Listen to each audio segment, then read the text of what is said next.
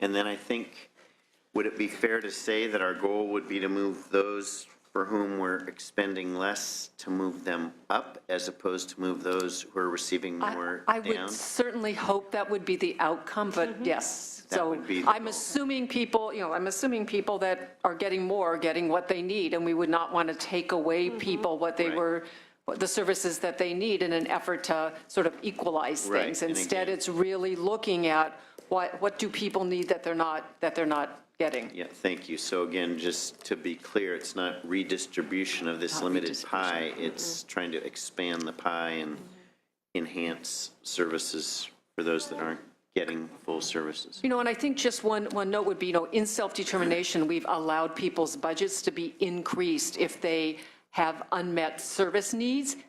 I'm not sure why we shouldn't be doing the same analysis in the traditional system, frankly.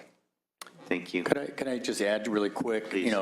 coming from your county, at least my family, Yes. and with Asian community, and it's not, there's differences obviously, but there tends to be, and this is true with other immigrant populations, a reluctance to access services that a person has a right to, and it has nothing to do that people should be taking advantage of these things. It's just that either people are, like my families or other families that I deal with, are just, there's a reluctance, this cultural. So there is a training thing that needs to happen to help families understand, what they have a right to, that it's not taking advantage.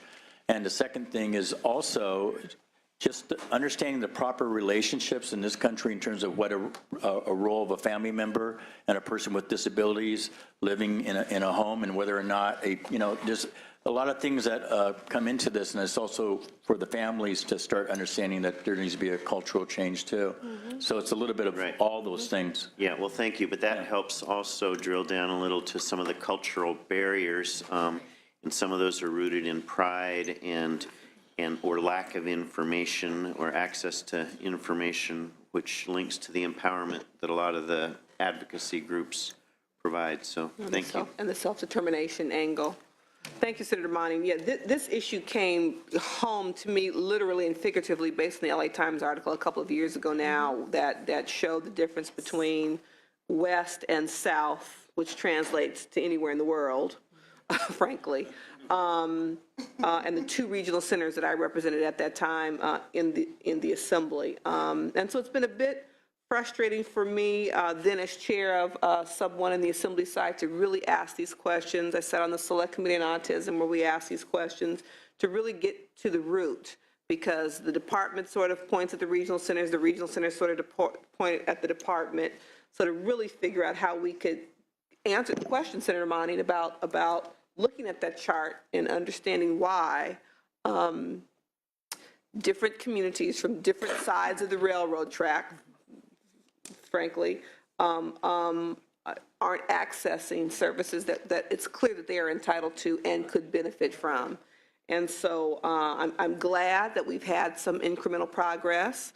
Incremental is not my middle name. And I understand the need to collect data and do the research. I get that. But I, again, hope that as I look at the list of priorities from the department, the DS task force discussion items, that while supporting diversity is on the bottom of the guiding principles, I hope that as Mr. Emoto talked about, it needs to be an integral part in every aspect of the work that we're trying to do to guide and direct the department in a meaningful and significant way. Again, the issues around language. The department talked about the tools that are being used to collect data. I hope the threshold languages ultimately is the goal, because if people don't, much like our challenge today with translation, if people who are the target and the beneficiary of the service can't access it by something as fundamental as language, this will all be for naught. So I'm hoping ultimately, and we'll continue to push and raise the question and conduct my oversight responsibilities in this issue to really continue to ask the questions about culturally appropriate, linguistically appropriate services and resources and tools for families throughout the regional center process. Anything else on your end? Thank you very much to the panel. Appreciate it. Well, we're almost there. Love your eyeglasses, just want you Thank to you know. very much. Compliments are always acceptable. We're almost there. I'm always troubled that public testimony is at the end, but I think it's critical to give you an opportunity to hear all of the panel presentations that you can then respond to. Got it. And so we are now moving to issue 10 of 13. Issue 10 on page 28 of the agenda is the Early Start Program. Again, this is another oversight issue.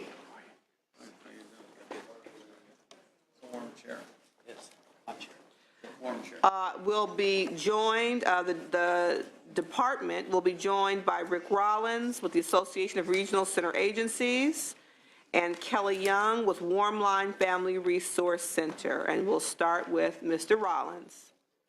Well, thank you, Madam Chair, members of the committee, and distinguished staff. I'm Rick Rollins. I'm here on behalf of as the legislative advocate for ARCA, the Association of Regional Center Agencies, and I want to thank you for this opportunity to testify today. We have presented extensive written testimony to you on this subject as well as others before you today. Before I begin my formal presentation, I just want to take a moment and thank Madam Chair for her outstanding leadership in the campaign to restore Early Start. Clearly, it would not have happened without you. I appreciate that. And for the members of the committee, your unbelievable support in the last 2 years. And Senator Monty, when you were chair of the committee, I know you had this issue before you. And on behalf of the community, I'm sorry. Could you say that again? I missed it. I'm sorry. Congratulations. Right. Yeah, to Senator Monty and the work of the subcommittee in making this happen as well. The restoration of the Early Start program was the #1 legislative priority 2 years running for ARCA, and we are proud of our contribution in the success of the restoration of Early Start. Your analysis, as always, does a great job of laying out the background and the related issues relating to Early Start and all the other issues, and I will not really repeat anything that's already been provided to you, but as you know, the Early Start program was very recently restored to its pre-2009 status on January 1st of 2015, a mere 10 weeks ago. I'm pleased and excited to tell you, though, that early reports are that the program is back in business with the 0 to 3 population being identified and assessed. This is truly an exciting development. As time goes on, we will provide this committee with regular updates on the progress of the restoration of Early Start. Restoring Early Start was a great first step in the rebuilding of our system. We are hopeful that it was just the beginning. Our community-based service system is in crisis. Over $1 billion, as you've heard, was taken from the system, $332 million in 1 year alone. We must quickly stop the hemorrhaging and invest not only in the roughly 35,000 children under the age of 3 years old who are beneficiaries in the Early Start program, but in the 245,000 and growing consumers over 3 years old served in our system as well. Thank you for this opportunity. Thank you very much. Appreciate it, Mr. Rollins. Kelly Young.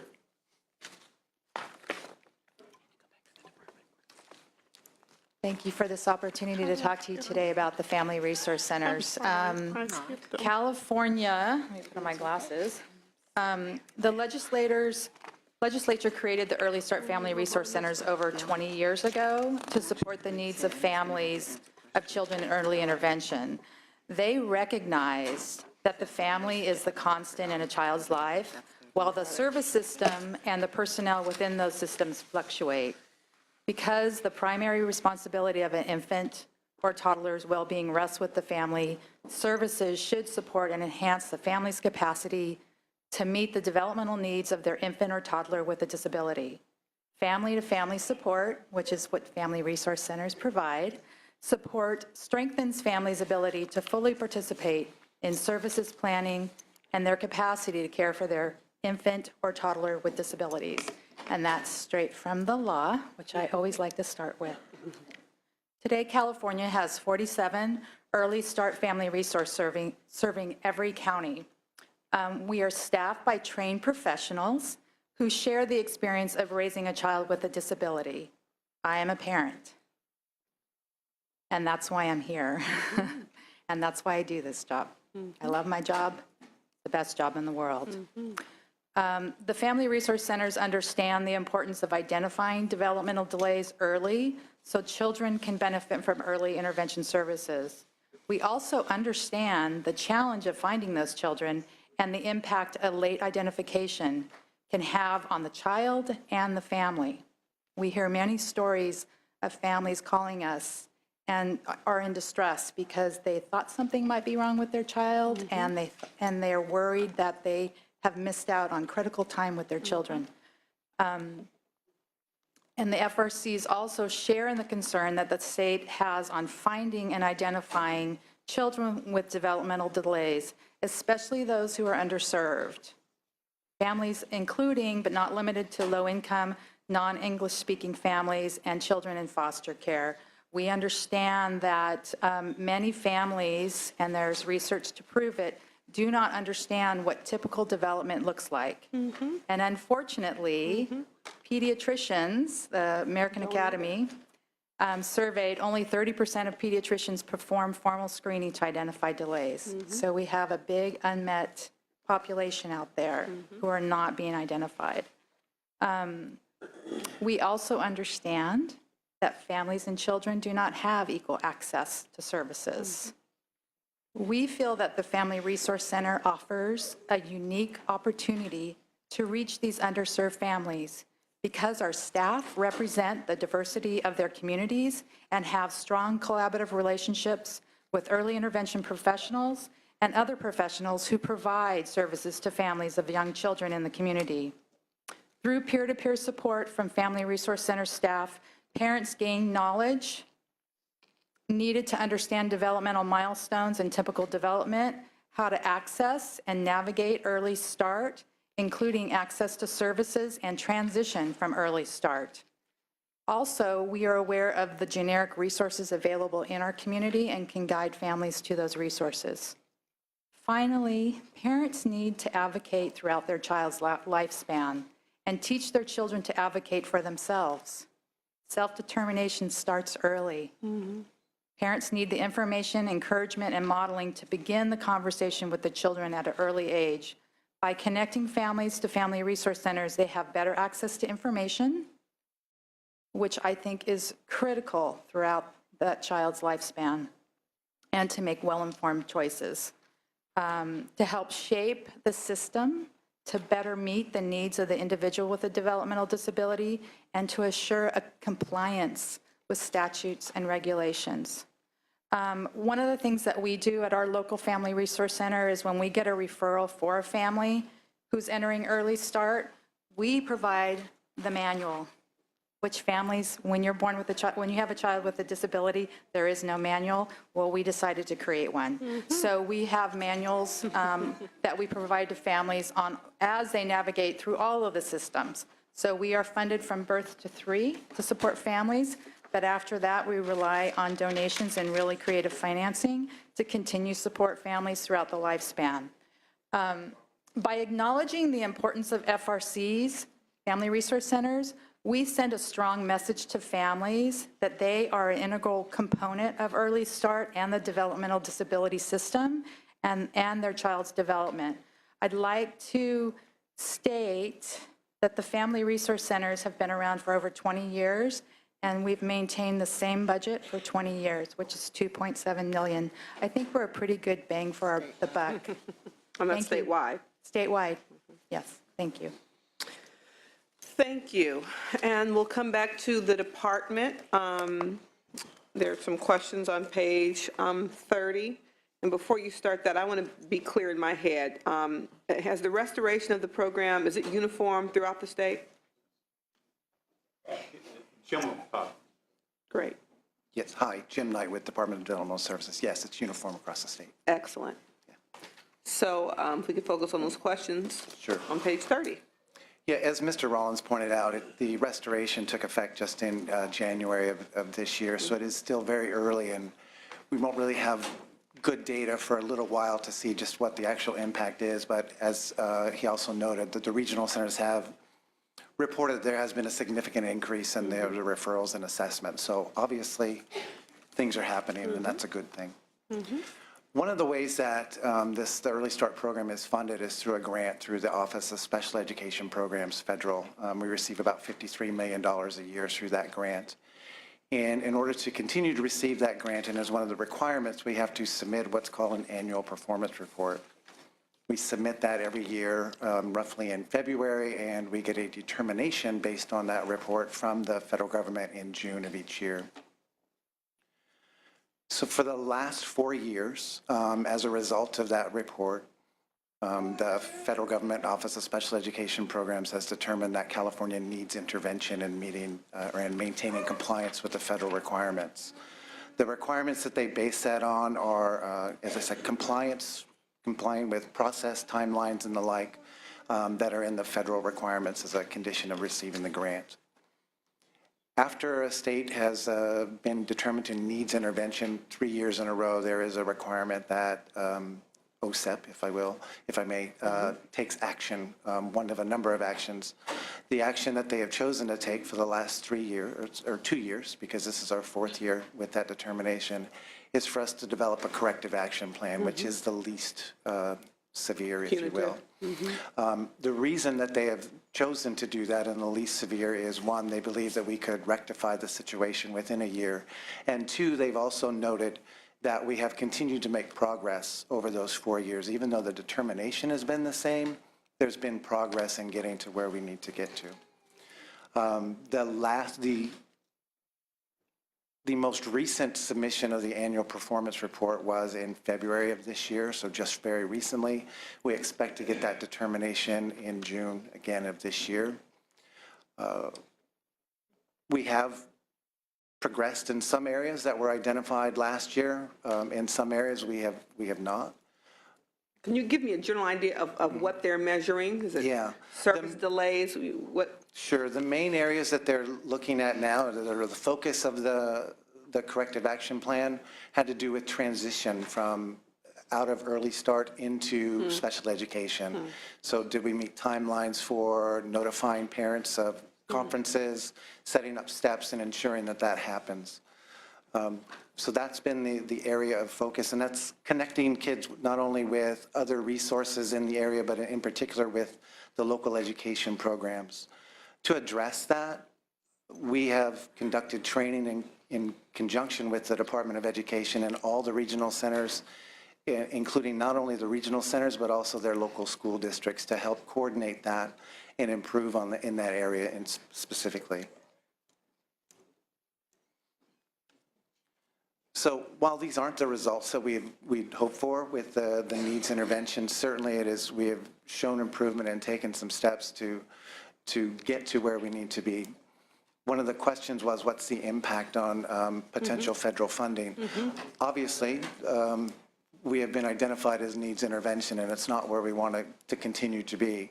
I think we outlined in the agenda that there are further steps that could be taken, up to including a reduction in funding. We don't want to get there, and that's why we have taken the steps that we have with the training to address the areas specifically of need. Thank you very much. Senator Monning?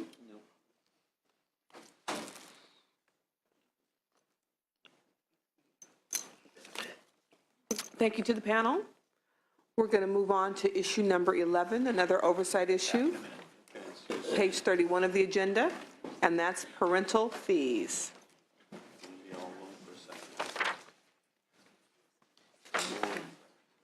Almost done. We made it.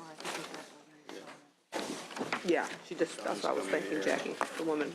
Want a warm one or icy one? That's a problem for my staff. Yeah, that's all right. Fix my makeup sometimes 50 bottles of water. All right. Pardon me while I figure out what page I'm on here. All right, page 31 of the agenda. Again, this is an oversight issue. Look at my cheat sheet here. And we're going to hear from the LAO, Ms. Ritchie with the Association of Regional Center Agencies, and again, the department. We'll start with the LAO.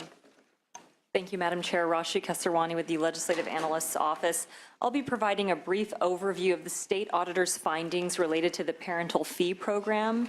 The auditor found that the process used by the Department of Developmental Services to assess parental fees, and before I get into these recommendations, I just want to state that the parental fees are assessed on parents who have children who are placed in out-of-home care, and the fee is based on an individual's income level and some other considerations. And so the auditor conducted this report, and they found that the assessment of these fees was, and I quote from the report, riddled with unnecessary delays, lack of documentation, incorrect calculations, and inconsistent staff interpretations.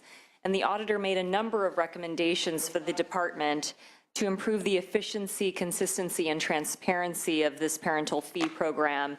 And I will just briefly describe what those recommendations are. First, the auditor recommended that the legislature enact legislation to require the department to consider the same information in its initial fee determinations as it does during the appeals process, and to allow parents to challenge previous calculations for accuracy during the appeals process.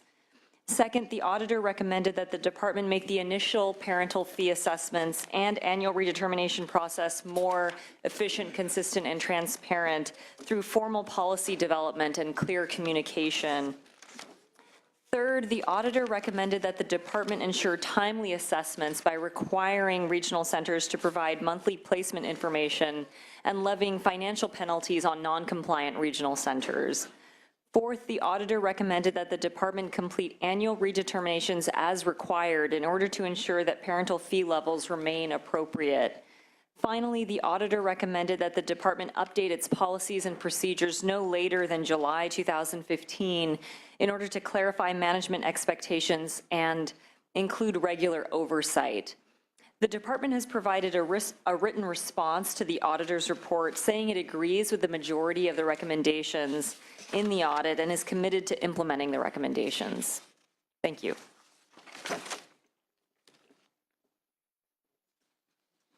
Thank you very much. We'll hear from Ms. Ritchie with the Association of Regional Center Agencies. Thank you, Chairperson Mitchell. I'd like to first talk about the annual family program fee. Over time, support to families have been reduced and financial demands on them have increased. For some, the costs of needed services have become such a barrier that they cannot access the services their children need. This has forced some families, particularly those with children in the Early Start program, to decide based upon their family budgets whether they can accept needed regional center services or not.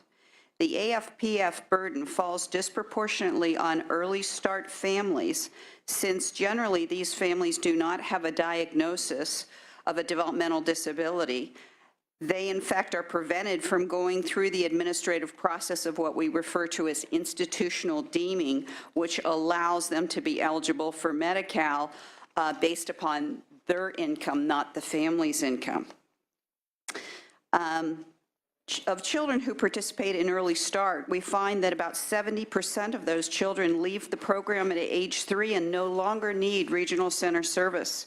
Thus, any barrier to access Early Start, as the AFPF program is, we believe harms both children and their families and increases the likelihood of that child returning to the regional center system for lifelong services. The Lanterman Act was established in large part to assist families to maintain their children in their homes with appropriate support. Programs that impose fees on parents who access needed services generate little revenue for the state and create sometimes insurmountable barriers for them as families. Would you like me to proceed to the second question? Yes, please.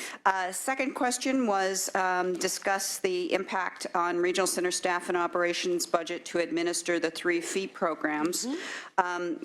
Again, we feel that these fees end up separating families from regional center coordinators. It creates a barrier to, on your first interaction with a family, have to talk to them about their income, request their tax and other documentation, and we feel that that creates a barrier for families to seek needed services.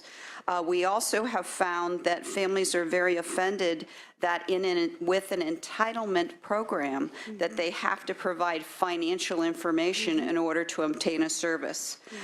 We believe that these are minimal fees that are collected in light of the workload, and don't feel that they are worth the time spent on collecting the fees. Thank you. Let's go on and hear from the department in response to the 4 questions listed on page 34 of the agenda, please. Thank you, Madam Chair. As Ms. Kesarwani pointed out, the California State Auditor reviewed the parental fee program and found a number of issues with the program. The department has begun to address some of those issues. Some of the things that have been implemented already is we've realigned the management structure so that there's, we think, improved oversight and more effective review of the program. The manager over the program was stretched pretty thin, and so the responsibilities in that area have been revised to make sure that he has more time to oversee what's going on with the program. The department is also looking at updating policies and procedures. We've begun a review of those and are looking at changes that are necessary there to make things more effective and more efficient. And it may require some regulatory change, but that's an issue we're looking at. We're also working with the regional centers to explore an effective system for communicating to ensure that we get timely information when parents place their minor children in 24-hour out-of-home living arrangements. And we're also looking at what might be available within existing resources for some additional automation, things that we're already doing that maybe we could do better. So those are some of the improvements that we've made. The state auditor also brought up the fact that they felt that the regional centers weren't as timely as they could be in getting information to the department, and they recommended a fiscal penalty for that. And, frankly, we understand that some of the regional centers have not been able to provide the information as timely because it does create a workload in a time when budgets are already stretched pretty tight. And, while a fiscal penalty may have some incentive in improving reporting, we think that it's another burden on the regional center operations budget that I'm not sure it's as effective as it might be, and that the money could be used in better ways. And then on that point, if I may, yes. When I scanned the auditor's report, my takeaway was it was more of a rearrange the deck chairs on the deck versus a really meaningful kind of reanalysis of whether the collection of the fees are worth the effort at all. Could you respond to that from the department's perspective, if you can? Yep. Getting back to the previous statement, that is it really worth the effort, particularly given parents' sense of it's an entitlement program, why are you asking me and why am I paying? Sure, and from our perspective, this program does go back into the 70s. It's been around a long time. What the program attempts to do is ensure that parents have responsibility for the typical share of cost that they have for raising a child. So the intent is to ensure that that responsibility is not transferred from the parents to the state. And originally it was intended, I think, as well to prevent people from putting their children in institutions. So we understand the policy behind the program, and, from our perspective, the issues that the state auditor brought up were warranted. They were accurate, and we had, we agree that there were problems with the way the program is being administered. But again, I appreciate that your perspective on why the program was implemented in the 70s, but clearly, we're in a different place. You know, as we spent half of today talking about, the reimbursement rates are such that I would assume that motivation no longer exists in terms of putting your kids in out-of-home placement just because. And so I go back to my question. Is the collection of parent fees worth the effort? Or could the resources, the human resources and fiscal resources be better used in some other aspect of the program? Well, I think that's a policy call that, you know. All right. Fair enough. You can go on with the other questions, please. So we were also asked whether ARCA has shared their concerns with us about eliminating the annual family program fee. And as Ms. Ritchie pointed out, there are a couple of issues, as we understand it, that are problematic with the annual family program fee. As Ms. Ritchie said, it does create this immediate barrier between the caseworker and a new family coming in looking for services, particularly because it is an entitlement program, and there's a concern about, well, why are we paying fees for an entitlement program? And second, it's an unfunded workload. And furthermore, there's some anecdotal evidence that ARCA has found that, you know, families may be reluctant to share financial data and things like that. So there are a number of concerns that have been raised about this program, and we appreciate and understand the concerns. But from our perspective, we are required to comply with existing statute within existing resources. And so that's what we're continuing to do. And then we were also asked, might the same be true of the Family Cost Participation Program? And it absolutely could be. It's a very similar program. It's a bit different in that it's a general fund cost avoidance type program, but again, it's conceivable that a new family coming in being told that, you know, they're required to pay for a share of specified costs could create some issues. And this program is also in response to the reductions we were facing several years ago. So it's something that, again, we understand the concerns, and but are required, you know, we implement the program consistent with statute.